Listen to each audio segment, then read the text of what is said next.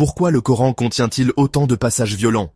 Pourquoi parle-t-il de guerre, de haine, de châtiment corporel, d'esclavage, d'humiliation des Juifs et des chrétiens? Et surtout, est-ce que cette violence représente vraiment le cœur de Dieu? Cette vidéo ne vise ni à insulter, ni à provoquer, mais à explorer ce que disent réellement les textes, comparer, réfléchir et discerner. Car aimer la vérité, c'est aussi avoir le courage de regarder ce qui dérange et se demander quel Dieu se révèle à travers ces paroles. Jésus-Christ a dit « Heureux les artisans de paix, aimez vos ennemis ». Alors posons la question avec sérieux. Est-ce que Dieu a vraiment parlé dans le Coran? Ou est-ce l'homme qui a parlé au nom de Dieu? Le Coran contient de nombreux versets ordonnant de tuer, combattre ou humilier les non-musulmans. On les appelle souvent les versets du sabre. Sourate 9.5. Tuez les polythéistes où que vous les trouviez. Capturez-les, assiégez-les et guettez-les dans toute embuscade. Sourate 9.29. Combattez ceux qui ne croient pas en Allah, jusqu'à ce qu'ils paient la djizya avec humilité. Ce n'est pas un appel à coexister, mais à soumettre. Et dans l'histoire, ces versets ont justifié des conquêtes, des massacres, des conversions forcées. Ces versets sont révélés à Médine, quand Mahomet n'est plus un simple prédicateur, mais un chef de guerre. Le ton change radicalement, le message devient militaire, conquérant, politique. Et ces versets n'ont jamais été abrogés. Même des auteurs musulmans reconnaissent que le verset 9.5 abroge plus de 100 versets pacifiques selon l'école hanbalite. Aujourd'hui, ces passages sont cités par des groupes comme Al-Qaïda, Boko Haram, les talibans ou Daesh. Mais le problème, c'est qu'ils sont littéraux et dans le texte sacré. Jésus dit « Mon royaume n'est pas de ce monde. Celui qui vit par l'épée périra par l'épée. Aimez vos ennemis, bénissez ceux qui vous maudissent. » Le royaume de Jésus avance par le pardon, la vérité et la foi. Jamais par l'épée. Le Coran parle des Juifs et des chrétiens comme les gens du livre, mais les accuse aussi d'avoir déformé les Écritures, d'être maudits et d'être ennemis d'Allah. Sourate 5.51. Ne prenez pas pour alliés les Juifs et les chrétiens. Sourate 5.60. Ceux qu'Allah a maudits en a fait des singes et des porcs. Sourate 98.6. Les mécréants parmi les gens du livre sont les pires des créatures. Dans les hadiths, Mahomet dit « Le jour du jugement ne viendra pas tant que les musulmans n'auront pas tué les juifs. » Conséquence, des siècles d'antisémitisme religieux, de persécution des chrétiens d'Orient, d'humiliation légale sous le statut de dhimmi. L'Évangile, il n'y a plus ni juifs ni grecs, ni esclaves ni libres, car vous êtes tous un en Jésus-Christ. Djihad signifie effort en arabe, mais dans le Coran, ce mot désigne majoritairement la guerre sainte. Sourate 8.12. Je vais jeter la terreur dans les cœurs des infidèles, frappez-les au cou. Sourate 47.4. Lorsque vous rencontrez les infidèles, frappez-les au cou. Dans les hadiths, le sommet de l'islam, c'est le djihad. Celui qui meurt dans le djihad recevra 72 vierges.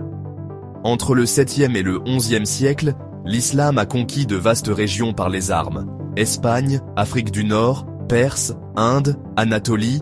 Souvent, les populations chrétiennes, juives ou hindoues, étaient massacrées, converties ou réduites à l'état de sujets inférieurs. Jésus ne fait pas mourir pour sa cause.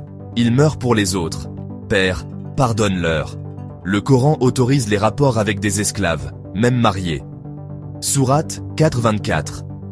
Il vous est interdit, sauf les esclaves que vos mains possèdent. Mahomet a possédé des esclaves, dont Maria la Copte. Et les hadiths confirment que des femmes capturées étaient utilisées sexuellement. Sourate 65.4 évoque la période d'attente de divorce pour celles qui n'ont pas encore eu leurs règles. Mahomet épouse Aïcha à 6 ans, consomme le mariage à 9 ans. Sourate 5.38, amputer la main du voleur. Sourate 24.2, l'homme et la femme adultères, sans coup de fouet. Les hadiths rapportent aussi la lapidation, les flagellations publiques, les peines de mort pour homosexualité. Jésus face à une femme adultère, Que celui qui est sans péché jette la première pierre. Il sauve, il relève, il restaure. L'enseignement de Jésus.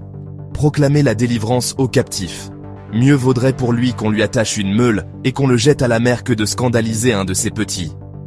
Celui qui quitte sa religion, tuez-le. Dans plusieurs pays musulmans, quitter l'islam est un crime capital.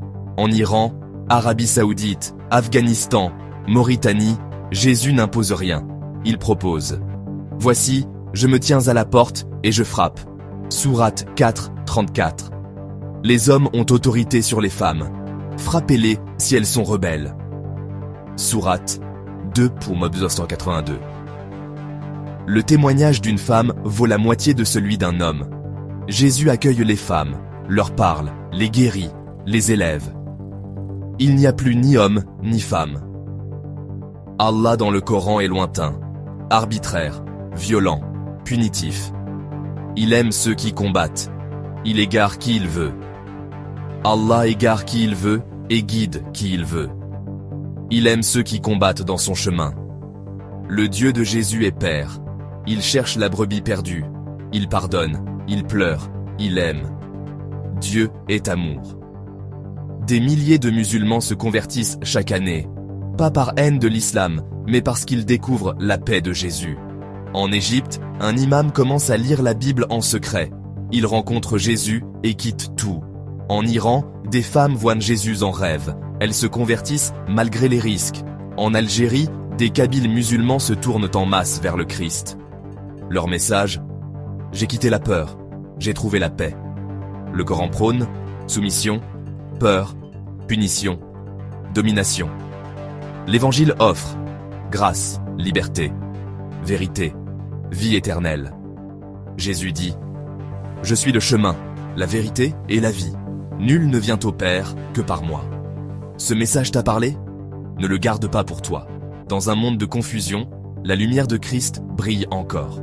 Pas pour condamner, mais pour sauver. Jésus ne tue personne. Il ne conquiert pas par le sabre, mais par le cœur. Partage cette vidéo.